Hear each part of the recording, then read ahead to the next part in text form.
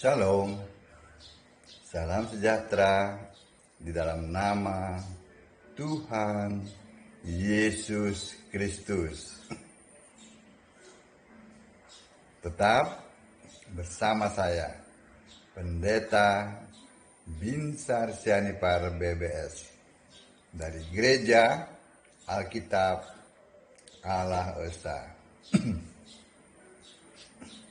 Bapak Ibu sekalian yang berbahagia, karena nama Bapak Ibu tercatat dalam kitab kehidupan anak domba yang kelak akan dibangkitkan pada kebangkitan yang pertama. Lalu perbuatan Bapak Ibu ya ditukar dengan mahkota. Ya, ada 5 mahkota ya dalam Alkitab ya. Nah, 5 mahkota itu berbicara mengenai kerajaan. Dan Bapak Ibu langsung jurusan sorga. Itu jaminan. Bukan, mudah-mudahan. Atau ya seperti itu. Tidak, itu jaminan. Ya. Karena penyembah-penyembah Yesus lah yang mati dalam Kristus itu yang akan dibangkitkan pada kebangkitan yang pertama. Tidak dalam kebangkitan yang kedua. Kebangkitan yang kedua khusus untuk umum. Ya. Katakan seperti itulah, ya. Mereka akan dibangkitkan untuk dihakimi. Dihakimi dengan apa? Dengan kitab-kitab mereka itu. Ya. Dengan kitab kanonika, dengan ya tambah-tambahan itu, juga dengan kitab-kitab yang 1, 2, 3 buku, 3 lemari, itu. Dan Alkitab mengatakan tidak ada satupun yang lolos. Amin. Jadi Bapak Ibu berbahagia, ya. Alkitab bisa melindungi diri. Kenapa? Karena Alkitab adalah firman Allah yang tertulis. Firman-Mu adalah kebenaran. Kebenaran adalah Yesus itu sendiri. Jadi jangan main dengan Alkitab. Jangan Alkitab beranak pinak dari 66 menjadi 70 berapa? 73. Jadi 85. Jadi 1, 2, 3 lemari. Hati-hati ya. Alkitab bisa melindungi diri. Dari siapa? Dari para penghujat Yesus Tuhan dan Allah satu-satunya. Ya, kalau para pendeta Tritunggal, juga romo-romo Tritunggal, ya, dan para mualaf ya, penolak Yesus ya, Alkitab itu bisa melindungi dirinya. Dengan apa? Tidak mau dibaca oleh kalian. Alkitab tidak mau dibaca oleh kalian karena kalian menolak Yesus. Itu caranya. Caranya Alkitab melindungi dirinya, ya. Dengan membuat pikiran mereka menjadi tumpul. 2 Korintus 3 ayat 14.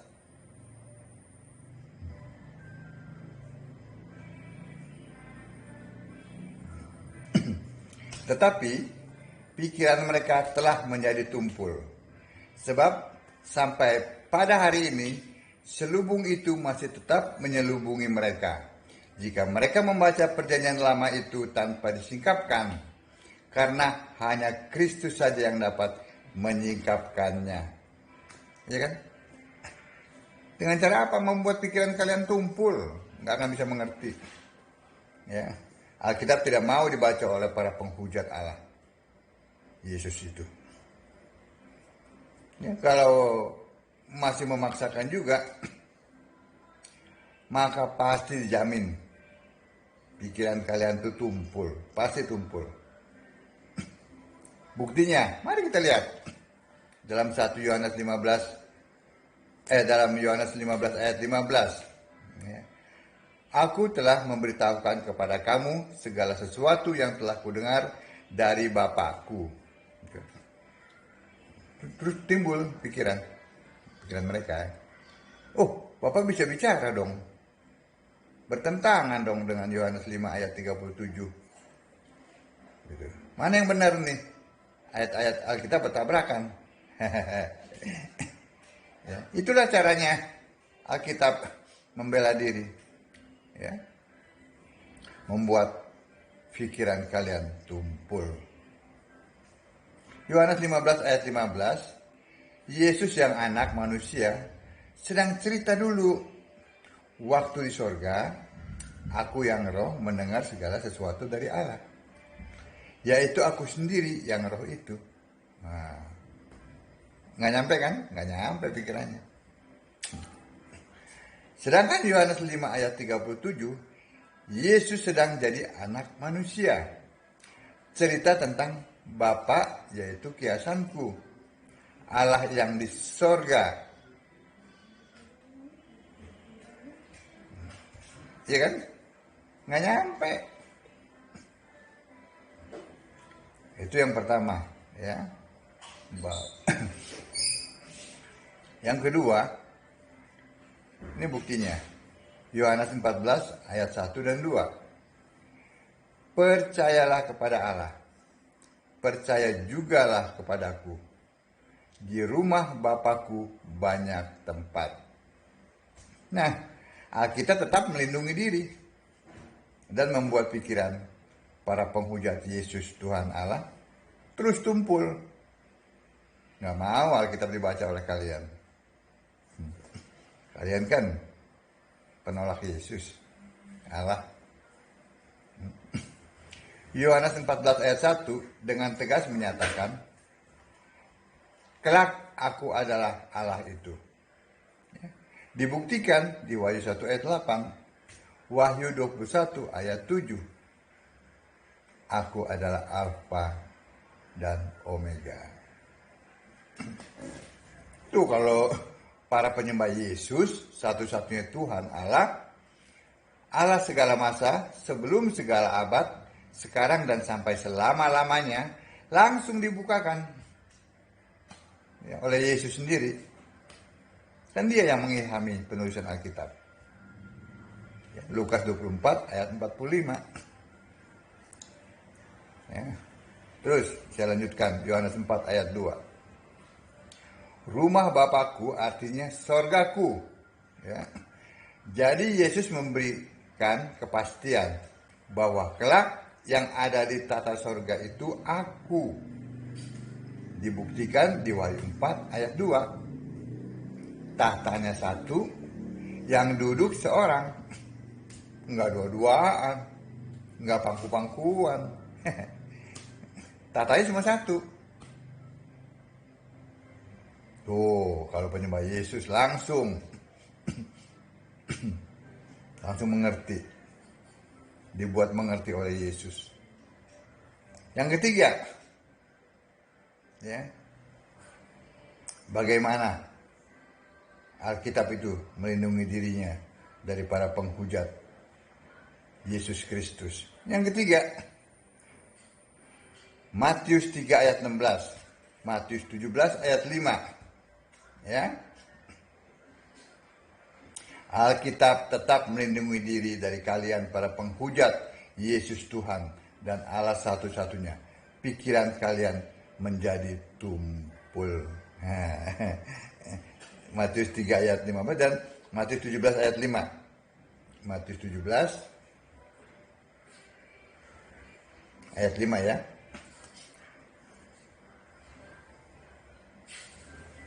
Nih, perhatikan.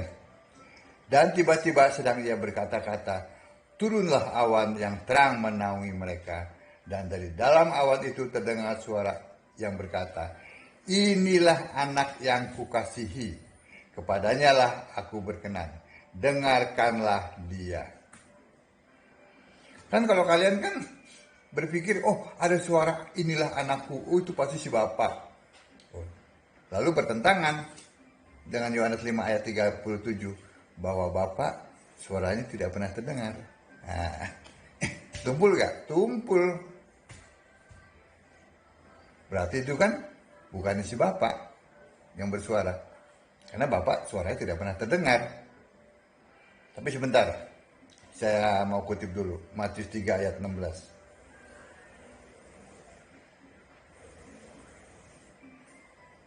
Ayat 16 ya. Sesudah dibaptis, Yesus segera keluar dari air. Dan pada waktu itu juga langit terbuka. Dan ia melihat roh Allah seperti burung merpati turun ke atasnya. Jadi jangan mentang-mentang ada suara inilah anakku. Lalu itu yang berbicara Bapa.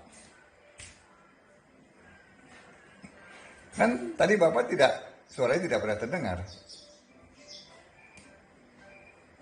Jadi ini suara siapa? Itulah suara Roh Kudus. Roh Kudus itu bisa bersuara, bisa berkata-kata, bisa memerintah karena Roh Kudus itu adalah Allah. Mau lihat ayatnya? Nih, saya kasih tunjuk ya. Kisah Para Rasul 13 ayat 2. Pada suatu hari ketika mereka beribadah kepada Tuhan dan berpuasa, berkatalah Roh Kudus. Tuh, Roh Kudus berkata. Kalau Bapa kan tidak pernah terdengar suaranya. Berarti itu Bapa itu adalah kiasan dari Yesus Roh Allah yang di sorga. Nah ini, saya ulangi ya. Saya baca selengkapnya, satu ayat.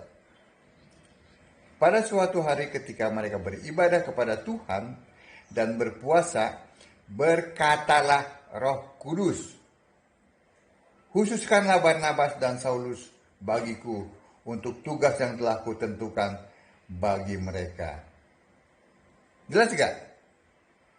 Nah, itu kalau penyembah-penyembah Yesus langsung ayat-ayatnya itu dibukakan semua, ngeling semuanya. Ya. Jadi kalau para penyembah Tritunggal nggak mungkin.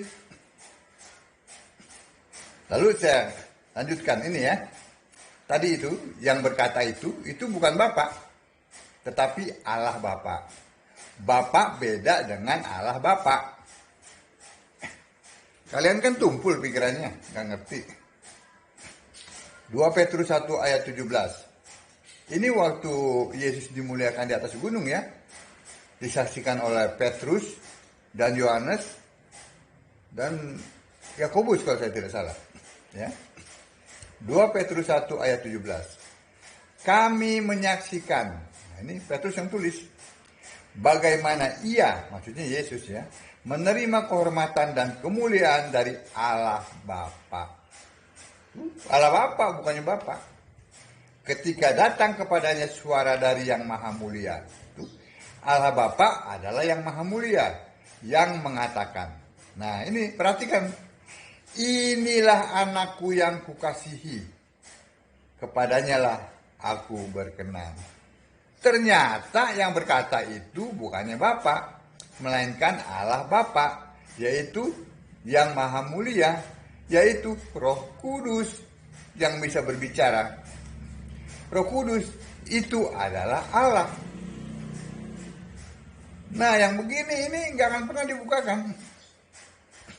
Itulah caranya Alkitab tidak mau dibaca, dimengerti oleh para penghujat Yesus Kristus.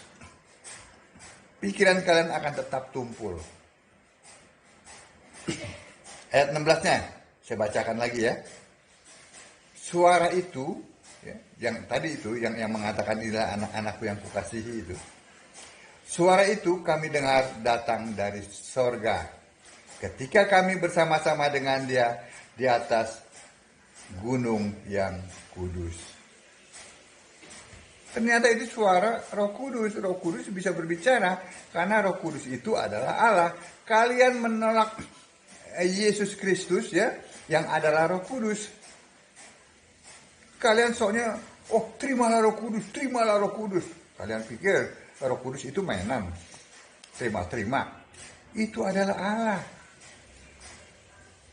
Kalian tidak mengerti Roh Kudus, tetapi kalian sok-sok berbicara mengenai Roh Kudus. Sebab itu Alkitab melindungi dirinya dari kalian. Tidak mau Alkitab itu dibaca oleh para penghujat. Ya, baik itu pendeta Tritunggal, Romo Tritunggal, ataupun para mualaf-mualaf Tritunggal. Nggak akan pernah bisa. Itu sudah saya buktikan. Amin. Saya buktikan dengan ayat-ayat Alkitab, bukan dengan buku-buku tafsir, teologi. Teologi sampah. Sampah teologi itu. Ya. Yesus katakan apa? Kamu sesat karena kamu tidak mengerti kitab suci. Ya, garis bawahi, tidak mengerti kitab suci maupun kuasa Allah. Yesus tidak mengatakan, kamu sesat karena kamu tidak mengerti teologi. Teologi sampah menghambat orang memahami Allah yang benar. Amin. Baca Alkitab, sembahlah Yesus sebagai satu-satunya Tuhan Allah yang benar.